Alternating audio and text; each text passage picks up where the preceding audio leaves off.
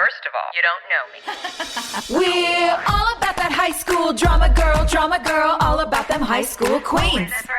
We'll take you for a ride in our comic girl, cheering for the right team. Drama queens, smart girl, rough girl, fashion but you're tough girl. You could sit with us, girl. Drama queens, drama queens, drama queens, drama queens, drama queens.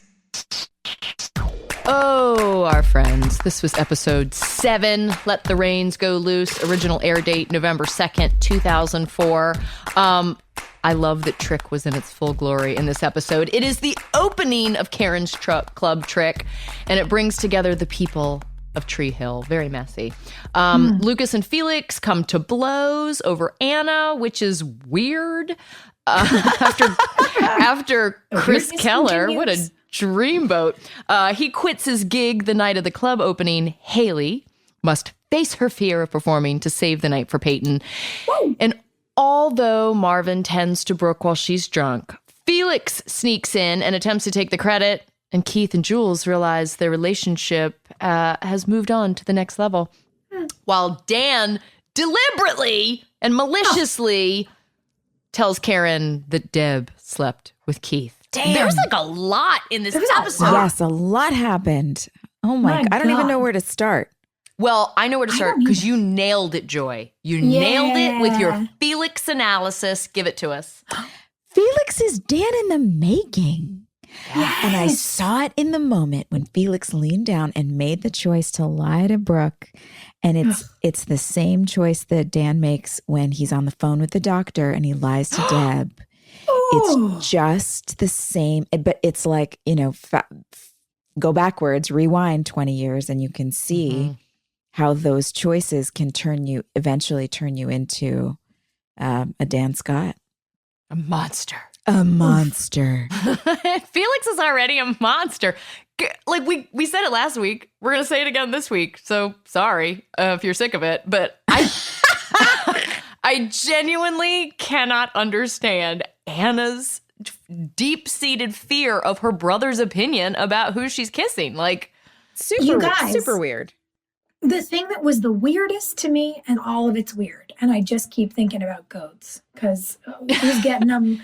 This is the medieval dark ages, the dowry for the woman. It's so creepy. Why she supposedly needs approval. Hilarie, you said it when we were watching the episode. Like, did anyone in the writer's room have siblings? What was going on? Honestly, they all must be only children who are like, man, I bet there's like a family vote at dinner to see who can go out with who. Okay, wait, no, weirdest. He did imply, though, that something happened in the last town that they were in, and I don't know what that was. Okay, but here's my issue, is he's mad because she's alone, topless in a photo booth. She didn't give that photo to Lucas. She kept it for herself. Yeah. And he's saying, you're going to bring rumors on this family. It's like a pox on both your houses type of weird. And meanwhile, she has, as Hilarie said, pecked Lucas, whereas Felix is banging Brooke. Yeah. And she's the shameful one. Yeah. Like, a girl having any sexuality is bad.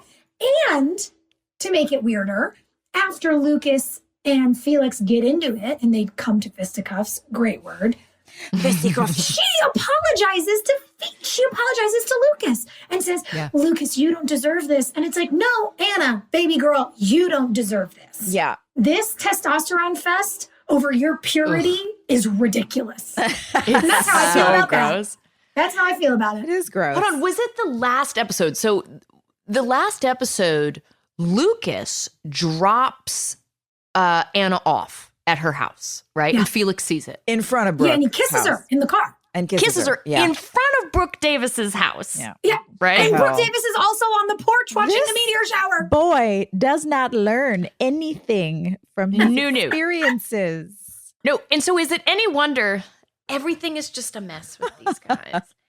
Like, this is when you meet a girl that goes to a rival high school who doesn't know any of your friends. Yeah. You know what I mean? Like, you have to break out of your circle, which I think is a healthy thing to do. Did you guys break out of your circles in high school? I did. Yeah, I don't know if I ever had a circle. I think I kind of bounced around.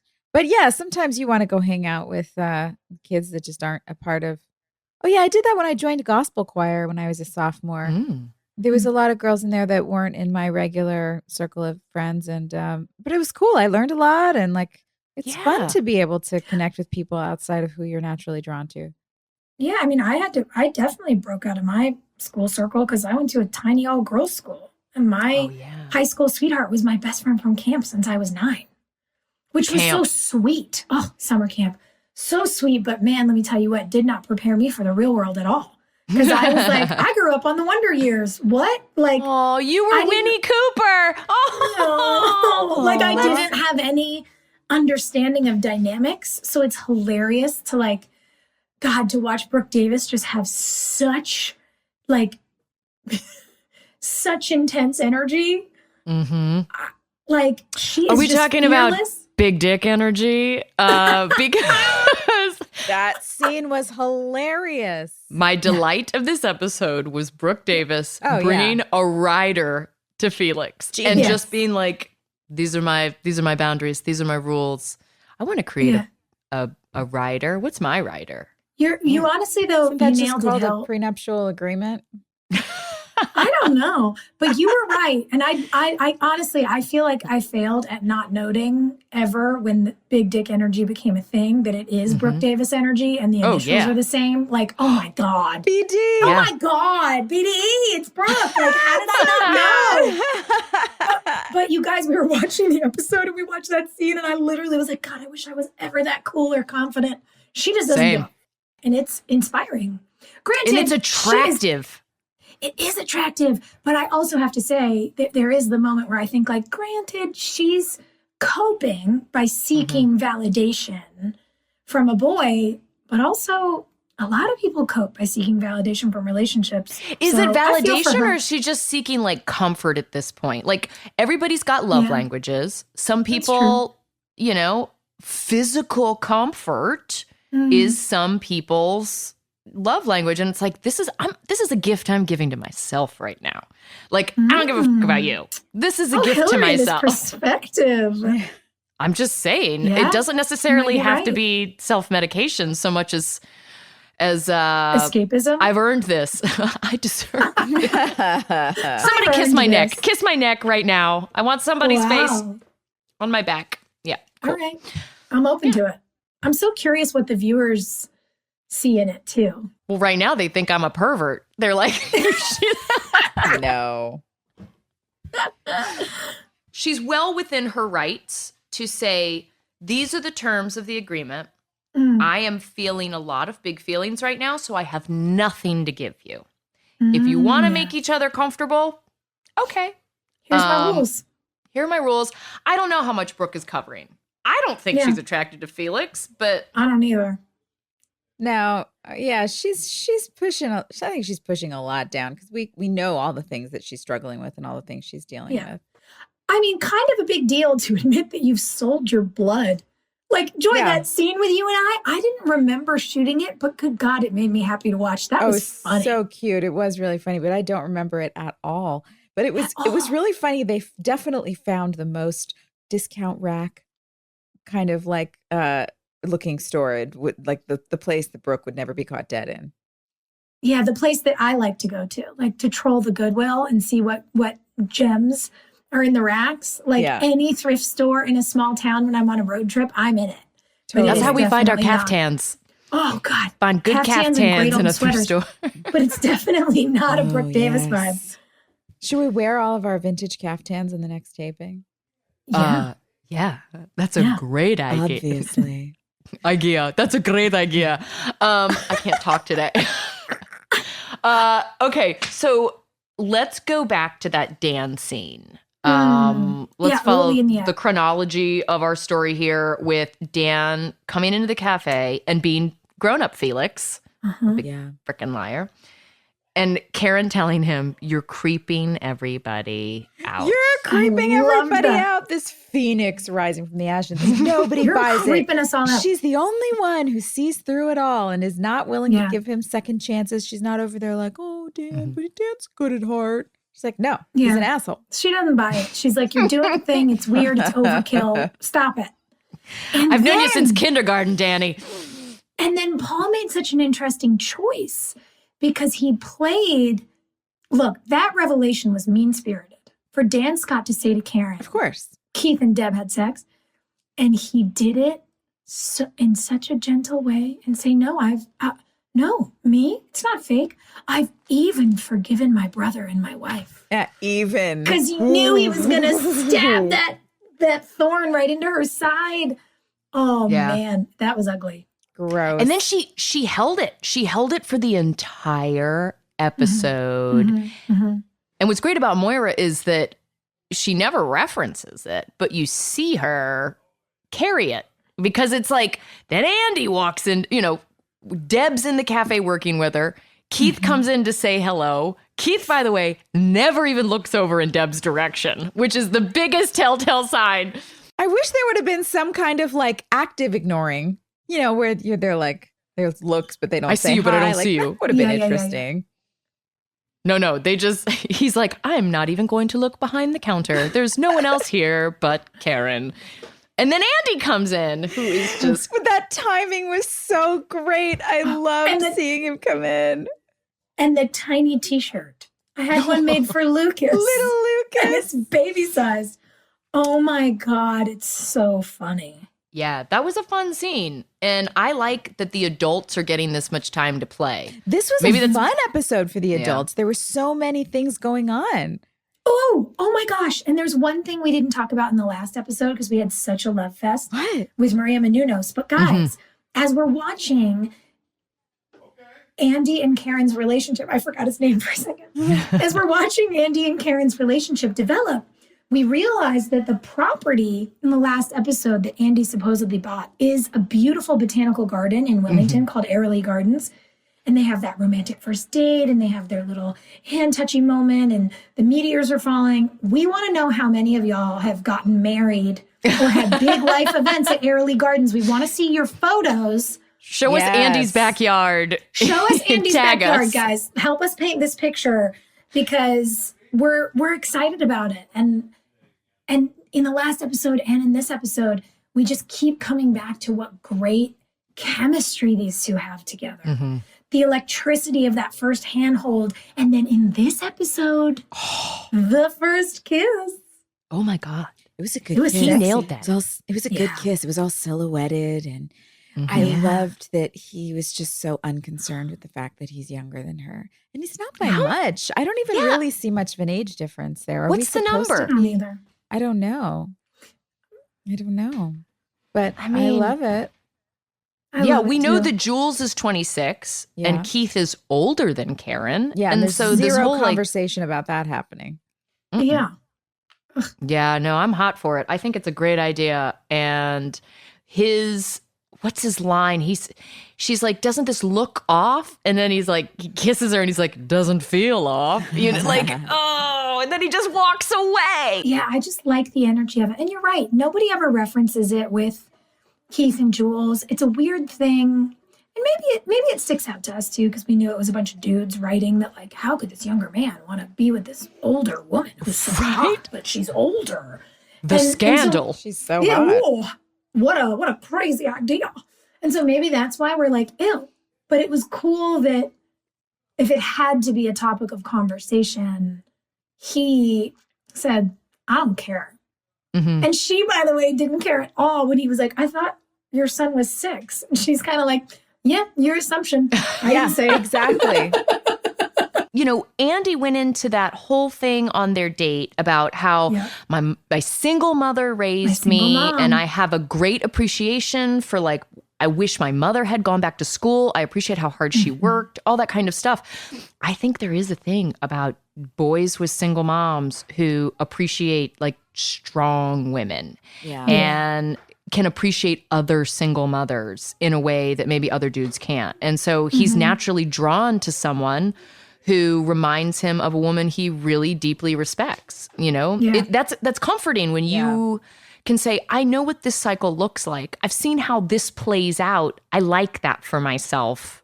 I want it. I do think it was realistic that Karen has the concern that he's younger because she does have a teenage son and she seems done. Like, I'm not sure Karen's ready to have another baby. And so, that may be, an issue when an older woman is dating a younger man. Like, are you actually going to be okay with this? I mean, there's a lot of practical application things to think about. And I don't know. I just think that I can't remember. Does she have another baby? She doesn't, right? She and Andy.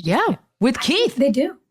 Wait, Karen? Doesn't she have a baby with Keith and then he dies and then Andy like helps her raise it? Wait, is that real? Is that what happens? Is that what happens on our show? Beats the f out of me. Oh It my happens God, like that's much later in the crazy. show. Well, regardless, in this moment, I think Karen is, feeling like where she's at in life is maybe not where a woman who is Andy's age would be. And so that is a real consideration. And is it worth walking down this road with someone who I really like if we're not going to be headed in the same direction in life? Oh, I was totally right. Karen gives birth to her and Keith's daughter, Lily Rose Scott, and then she meets Andy and they get back together and she travels around the world with him. Guys, we have the best producers on our show. Oh my gosh. Wow, because the we second just got that answer fast. Bam! You guys are amazing. I feel good. I feel validated. Yeah, I also, you can be the same age as someone and completely be different emotionally because I know friends who are empty nesters now. I have friends who are just having their first kids or have decided not to have kids at all and are free traveling the world, acting like we're still 19 years old. And we're all the same exact age. And so I've had those moments where I feel like the dinosaur because I've got the older kid and, like my life just feels so much more settled than some of my other peers. And so I understand why Karen in her mid 30s might feel 10 or 15 years older. She's always been the youngest mom in the school pickup line. She's always been the youngest mom at the PTA meetings. And so she just kind of ages herself up because that's how you fit in. Those low-cut jeans tell a story, though. She does it in that's what I was about to say. She does this in such a cool way. And I do feel like in season 2, they let Moira as Karen dress more her age, act more her age. They weren't like putting all the moms in polo shirts and khakis anymore. And even when... Because we got Carol Cutshaw. Exactly. And even when Karen catches us doing silly shit, like, when Lucas teases her about breaking curfew or she catches Brooke, having used a fake ID, she's not like, give me your fake ID, but she's like, give me your hand. I'm cutting that wristband off you. Don't drink in my club. Yeah. She's cool. She doesn't think that these kids are like porcelain dolls, but she's trying to set good example for them. Well, she did have a baby right out of high school. Like she sure did. Yeah, I mean, she's not a square. And so I like her version of parenting. You're right, where she's just like, look, I did it. Hey, kids, I did it. I did it just first. Cool. Let's talk about Karen's club trick because Joy, that night, like the first night that we were there, you said it. You're like, oh my God, the line outside of Trick. Yeah. I totally remembered that. I had a visceral muscle memory of looking out that door and seeing all those people there for the first time. It was so cool to see that place all filled up.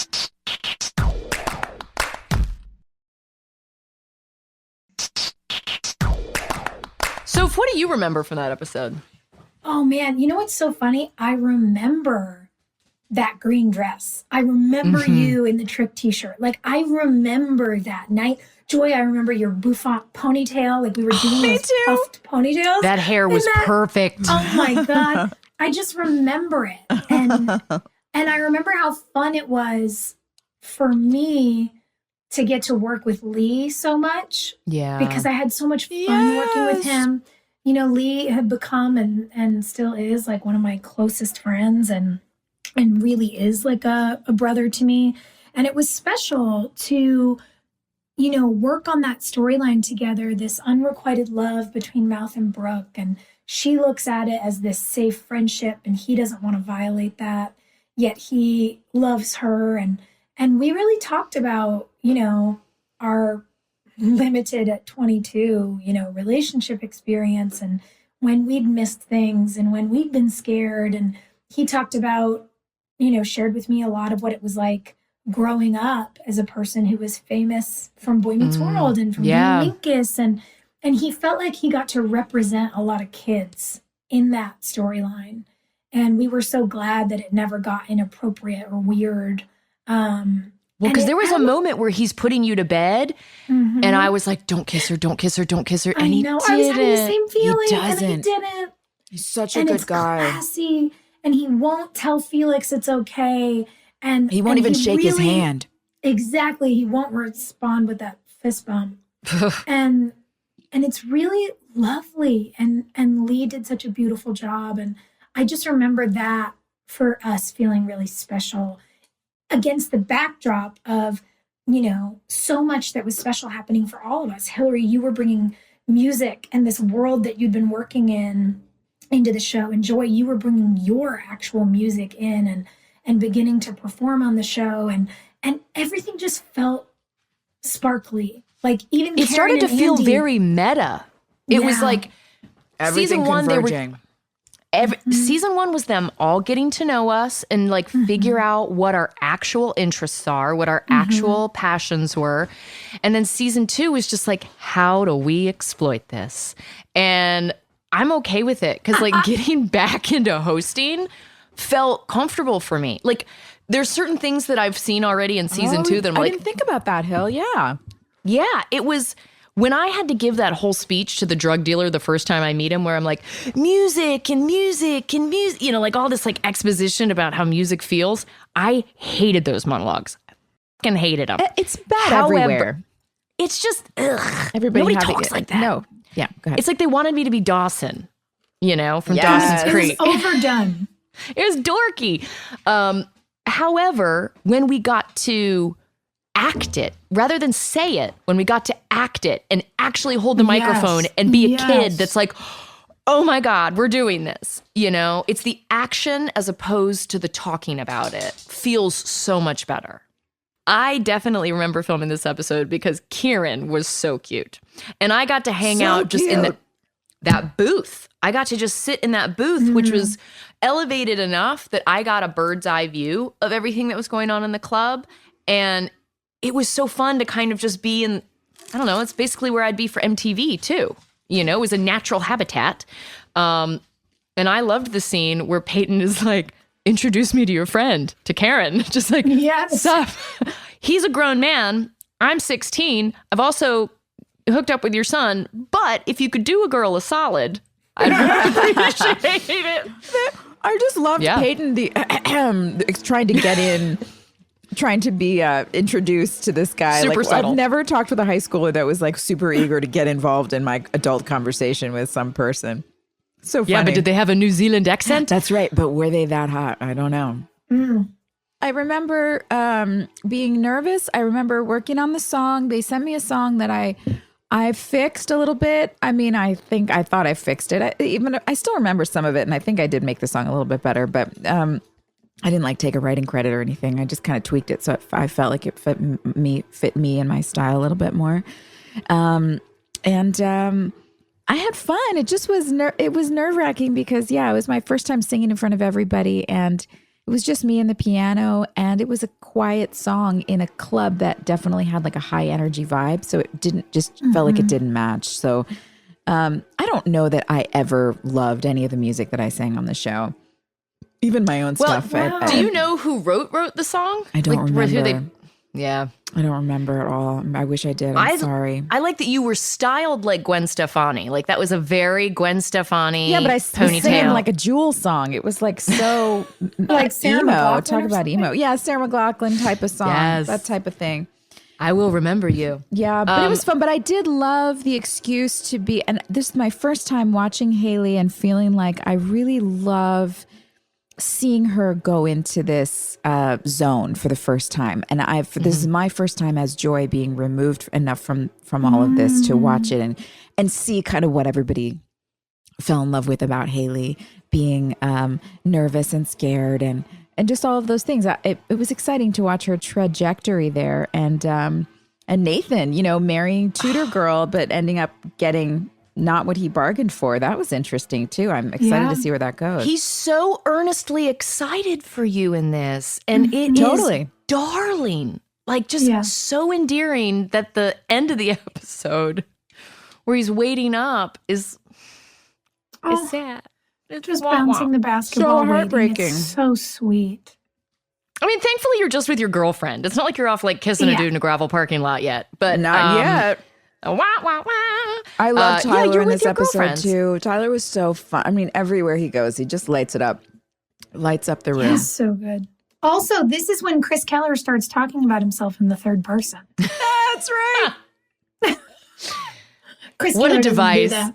They're What like, a how can we device. make this guy super fucking irritating? We're going to have him talk about... It was a Seinfeld reference, wasn't it? Didn't Elaine's boyfriend talk about himself in the third person and that made it like I a think cultural... so. Did he? I didn't know that. Yeah, Elaine had a boyfriend, was it Putty, who talked about himself in the third person? Did Putty do? I mean, I remember Putty, but did he do that? That's so funny if he did. Of course I feel he like did. I'm dating myself with this. I'm old like Karen. So- God. I grew up on Seinfeld and Wheel of Fortune. We actually did, but that's okay. Yeah, me too. You know what? You know what I thought was actually very sweet as well? Just to go back to watching some of what they gave to Nathan's storyline in this episode. I really liked that. I can't remember who said it to him. Somebody said, because he's given up his basketball camp, and somebody said, "You did a good thing for her, Nate." And Nathan says, "No, she did it all on her own." And there's something really lovely about that. He's really recognizing who Haley is and making sure that other people are clear on the fact that they each deserve to live their dream. I love when that. When he sits out, yeah, right? Like when he sits out of the basketball camp in the previous episode and Dan finds out about it, you think there's going to be drama. And then in this episode, he talks to Whitey, and Whitey says that beautiful line about how you may not be taking a step forward as a basketball player, but you might be taking 2 steps forward as a man. Woo. That's such a good line. You love it. I even love his reaction when Chris Keller comes up and he's clearly a little schmarmy, and you know the line he throws at him about how many guys want to how to sleep with your wife. And James just handled it so well as Nathan, just kind of taking it in. He's not a reactive, combative dude like that part of his character from season 1. But he seems to have was, yeah. Yeah, he really was. But you get to see how much he's grown, that he's not like Lucas and Felix jumping in like, "You're lucky this is my friend's club. I'm not going to do this in here." He doesn't do it. He just kind of looks at him like, "All right, man." Did you guys ever experience bar fights in Wilmington? It was, it's like a military town. The military comes and like parties at our bars, and there were fights all the time. All the time. Oh, yeah. All the time. My little brother was a bouncer at level 5 and would have to like carry people down those 5 flights of stairs. Oh my gosh. Because you wouldn't put a drunk person in the elevator, because then, like the struggle continues. They had like a special hold where they would like, cart them out and then throw them out on the sidewalk, my like cartoons. Gosh. I saw my first bar fight like a couple months ago. My first Really? like live Burst? in person. Yeah, my first one I ever saw. I don't hang out in enough dive bars, I guess, but I love them. Another thing to add to the Drama Queens tour. Yeah. I was in Bakersfield. Drama queens at dive bars. Like 2 a.m. A couple of guys started fighting in the bar. I was surprisingly like unfettered by it. I don't know. Anticlimactic. I just was kind of sitting there like drinking my cocktail, just watching these guys fight. I don't know. I wasn't too bothered. Do by it. better, It was kind of boys. funny. Do better. Yeah. I remember when we first moved there, I was so excited to live above Firebelly because it was notorious as the bar where Vince Vaughn and Steve Buscemi got into that massive bar fight. That's right. And like Vince Vaughn got arrested. Yeah, that I was think. a bad one, I think. And Steve Buscemi got his face sliced open or something crazy. It was like urban legend in Wilmington that was the bar where bad stuff happened. And so, of course, when the apartment above it was available, I was like, yes, this is my spot. I want to live there. This is amazing. Street cred. Well, something that is the opposite of a bar fight, perhaps, because it felt real wholesome, but I loved and wish we'd had more of that giant lunch scene on the quad. I'm glad you brought that up. That was The so first gorgeous. thing we started talking about when we saw it was like, why didn't we do more of this? Why didn't we do that all the time? And I do love that we establish Trick. We do create this all ages bar. We we create this space where the kids get to go and have all the experiences that have become so famous on our show. But I realized, like, oh man, whatever director came in for this one set such a great example. Like, David Paymer. David Paymer. It was David. Oh, that's right. Of course. I was so excited for him to come in because I was a huge fan of that movie Heart and Souls from like 89 or something with Robert Downey Jr. Me too, Joy. I love that movie, and he's the I bus loved driver, and I just was like kind of geeking out about this little movie that I loved as a kid, and he came in to direct us. Anyway, sorry to digress, but yeah. No, it was, I mean, God, he was the greatest, but he saw that quad as such an opportunity, and it felt lively and fun, and so many things were happening, and it was such a good device to then talk about, you know, the way that the kids would splinter off, and also how they all had so much drama, and by the way, not just the high school kids, the adults. And then there was that like nice drop of foreshadowing that we got from Anna Tagaro, Daniela Alonso's little crack about how, you know, she was a little closeted, but she was talking about being an emo fan. And I was like, oh, I know what's coming. We were talking about comic books. Yeah. She saw the artwork on the poster. I don't know. Why did I hear that? That's so funny. When Anna and Peyton start talking about that band and she says, oh, I love them. And Peyton says, oh, you're an emo? Like, I didn't peg you for an emo fan. And she goes, well, yeah, you know, I'm a little closeted. I was like, ooh, that's good writing. Yeah, see, that's right. the nuance we want. Guys, Peyton will find it and seek it out and pull it out and just be like, hey, let's get into this here. You know, it's so weird watching these episodes back because I really didn't think when we were filming it that I was being flirty or like overly friendly or anything. But I can watch it now as an entirely separate person and be like, oh, I can absolutely see why people would be like, Peyton is, you know, laying it on a little thick here. Like, oh, tell me more. Let me just sidle up to you. Yeah, especially the Peyton that we first knew who was so moody and didn't want to make new friends that she's so eager to make a new friend. It's kind of fun. Very eager to make friends with beautiful Anna. Just like, okay, what else do you like? Tell me everything. I'm going to sit with you. I had flyers to pass out, but I guess that can wait. They can totally wait. Why are you eating alone? I'm here. Peyton's so needy, guys. It's all right. We all were at some point in our lives. Everybody was. Everybody needs.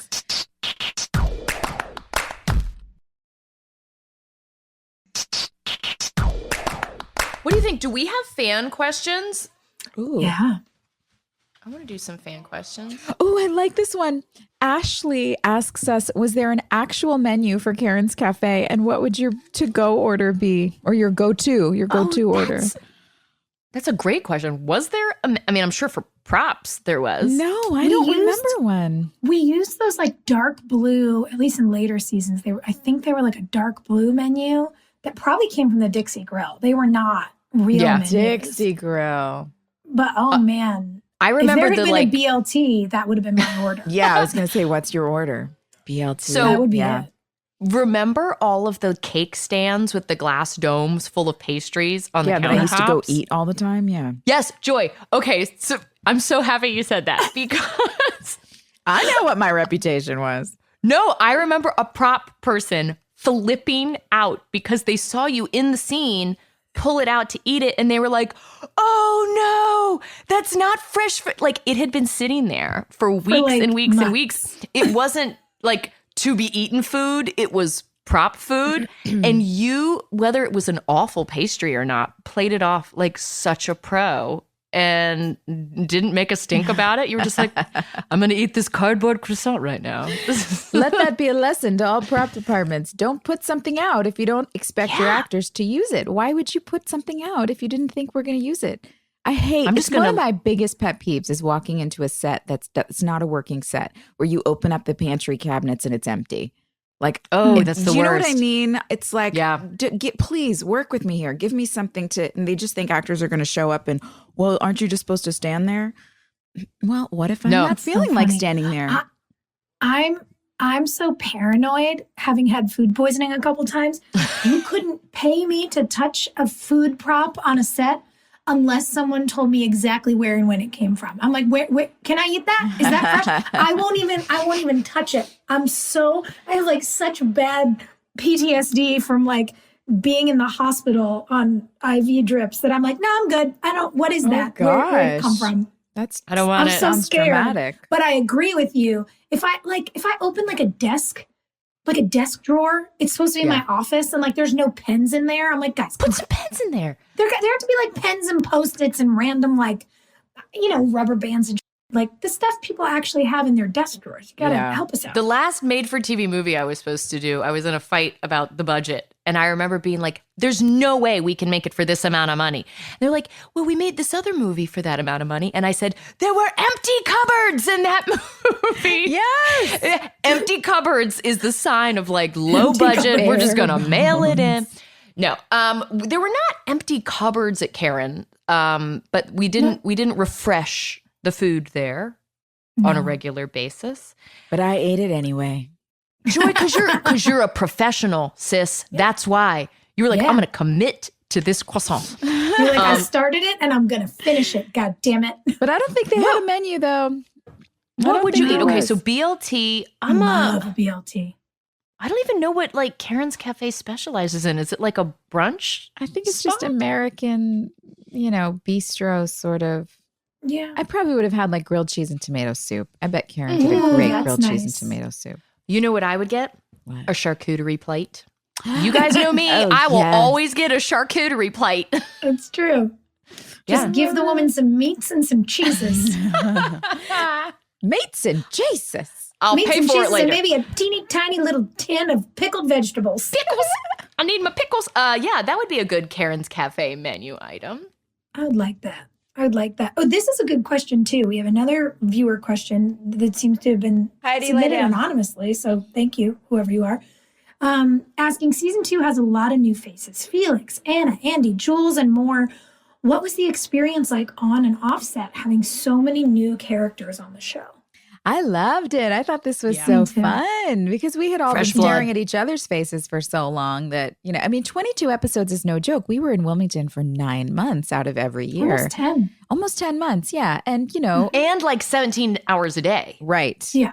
So we had sort of established our social circles and our hideouts and our different places that we like to go and visits and beaches. And we had our routines. So to have new people come in and showing some of them around the town or finding places that they discovered that, maybe we hadn't thought to go visit this museum or this spot on the beach or whatever. It was really fun. I loved it. Yeah, it would remind you how cool a place was because, Joy, you're right. We had done it all. And then it kind of becomes like Groundhog's Day. You're like, I don't know, we go to these 5 places to eat and these are the things. And the minute you get to show it to a new person, you're just like, it is really cool, isn't it? It is beautiful, isn't it? Like it's a nice refresh of your own perspective. Yeah. That's why we like to travel, Well, and we also had established dynamics on our show where we all made each other's characters moody. It was like, if I talk to Lucas, chances are it's going to be a buzzkill, and I'll go cry in my room. And so by introducing all these new people that we can get excited about on the quad, we break those cycles because we get to reinvent ourselves. And so Lucas actually talks about that. He's like, I'm trying to be a better guy. And she's like, I don't know. Anna's like, it seems fine. She's like, I don't really know who you were before, but she's like, what are you talking about, dude? You just seem like a 16-year-old boy. I would say one of the things I wished, and we talked a little bit about this on the last episode. A lot of us hung out on set, when Maria was around because we knew her before. Yeah. But gosh, looking back, I'm like, man, how come Brooke only got to work with Felix? Like, I wanted to work with Anna. I loved Daniela. I just thought she was so cool. And I never got, I don't remember what's coming because we did it 100 years ago, but I don't even know if I ever got to do scenes with her. And I just thought she was so great. We had that big, like, prom party. Yeah. Like, there's a big party coming up. Oh, my God. Prom. I remember the prom party. Yeah. Oh, that's going to be fun. Wait, is that the one where I wore that periwinkle dress and you wore the green dress and we found you that? Yeah. Yes. I think I had the yellow dress with the red corsage. It was all matchy, red and yellow. I love that we remember things either by our hair or by our fashion. Was this the one? Like, forget the subplot. Forget whatever's going on in the episode. What happened, but I remember you looked so pretty. You guys look so nice. Gosh. Daniela is such a cool girl, and Anna comes in and is she cleans the slate for Lucas. Yeah. In a way that, he can't hang out with anybody else in town because they all know his baggage. Lucas needs someone to come in and see him with fresh eyes. And maybe that is why we liked people joining our cast, because they came in and saw us with fresh eyes. Yeah. And we got to kind of try on being new people. I certainly know at that age, at like 22 years old, I was a different person once a month. I started hanging out with like the metal bands in town. And, I wanted to be different than who I'd been 2 years before or 4 years before or whatever. So when these new people would come in, it was really an opportunity for us to practice the kind of adults we wanted to be. Yeah. I'd be like, hey man, you guys like metal? You like improv? What's your flavor? I'll take you to either. I love that. Oh my gosh. Yeah, man. Why do we think that Mouth and Brooke never had a shot? It would have been so much better if they ended up together. Like they started this sort of Cyrano de Bergerac storyline and then but it didn't really go all the way. And I wanted it to. It's just so good. Yeah, it's weird. I'm torn because on the one hand, I love being able to model great platonic friendships, and I think that they're important. Whether you have a friendship where you've never tried to see if you might make a good couple, or you go like, God, we really love each other. Should we try to date? Nope, actually, that's a bad idea. But we're just friends. Like, those are experiences that I know people have, obviously, in real life. And I don't know, part of me thought that it was so cool that we didn't cross that line with Brooke and Mouth, because their friendship, was so real and deep and never needed it. And then there's also a part of me that's like, we were robbed. It would have been so sweet because they really loved each other so much. I know. I think it would have been so interesting to see them the way they would have complimented each other. And I think Mouth would have brought out the fun, playful little girl in Brooke that always kind of felt like she had to, I don't know, dress it up, grow it up. Oh, yeah. I mean, she's been acting like an adult, going to cocktail bars and, using her fake ID for years. Mouth would have been like, hey, man, you want to like play some hacky sack in the park? Simplify. So sweet. Yeah. Bring well, it down. Anyway, I do love their friendship. I do love that. That's a really the age-old good point, question, though, Sophia, that can men and women be good platonic friends without sex getting in the way somehow? It's the old When Harry Met Sally question.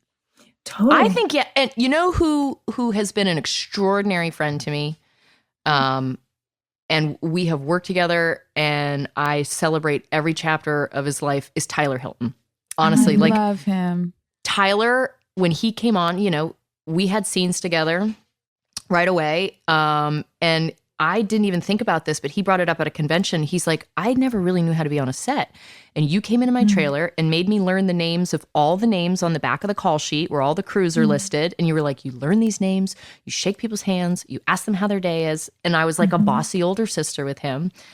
And that's been our energy. We've worked on 3 movies together. We did Extant together.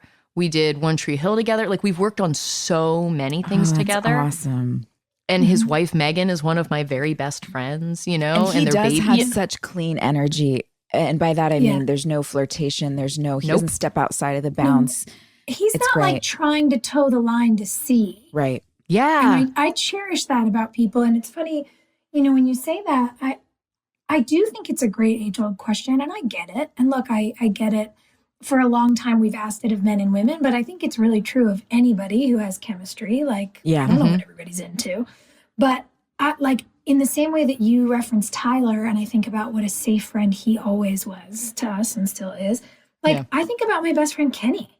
Kenny is like a brother to me. Kenny shot our video. Yeah, Kenny shot our video for Drama Queens. He's an incredibly talented director and photographer, and he truly is one of my best friends on the planet. Like a person I can call for any question. He will stand next to me when I get married. Like, he is my family. Yeah. And we've never had like a weird moment. There have definitely been girls in my friend group who've been like, I think I'm in love with Kenny. Well, because he's super cute. He's gorgeous and he's totally. talented.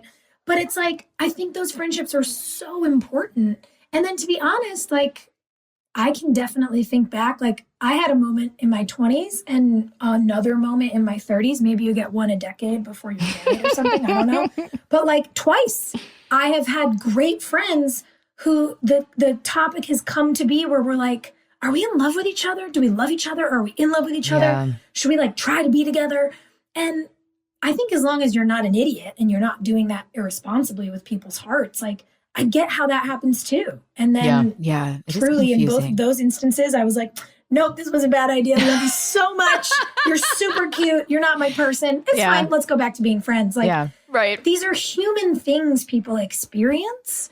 But I don't know, as a person who's been across the spectrum of having like decade plus platonic friendships to like, you know, a romantic relationship that I plan on being in for decades to come, like, I think it's a case by case thing, you know? Yeah, I think so too. And also whether you're single or attached makes a difference too. Because if you're both in relationships with other people, but you're spending a lot of time together like best friends, that gets a little weird too. If you're writing songs together like Chris Keller and Haley will be very soon. Oof, oof.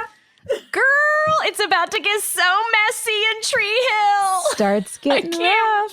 I can't wait either. Well, should we spin a wheel? We're at 48 minutes. I think we should spin a wheel. Let's do it.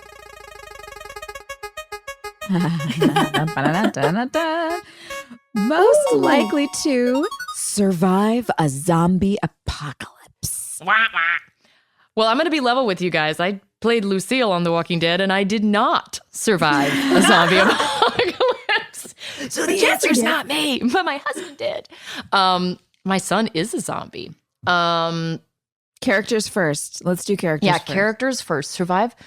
I like that Junk showed up as our like doorman, a high school doorman in this episode. Oh, wait, was this the episode where we established that Junk was like 2 years older in community college, hanging out with the high school kids? Totally. I don't think we've talked about that yet. It was exciting to have Cullen back because we hadn't had him in a while. I know. Is Skills the one who survived? Yeah. Well, Antoine would survive anything. So yeah. I think Antoine would survive anything, but Skills had that whole speech during Dare Night where he's like, I don't like snakes, I don't like spiders, I don't like anything. That's right. Who's the most resourceful Tree Hiller?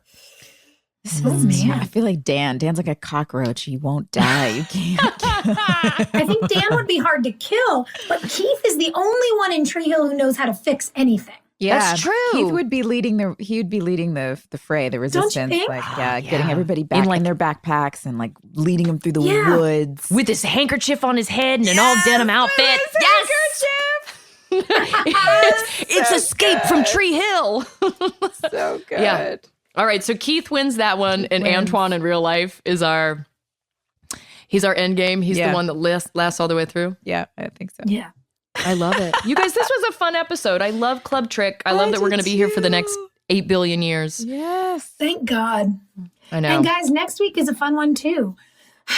But I wonder, is it going to be a bitter pill with a title like Truth, Bitter Truth? I actually don't remember what's coming, so I'm excited to see. Season 2, episode 8 will be here next week. And as always, thank you guys so much for tuning in and hanging out with us. Love you. Bye. Bye.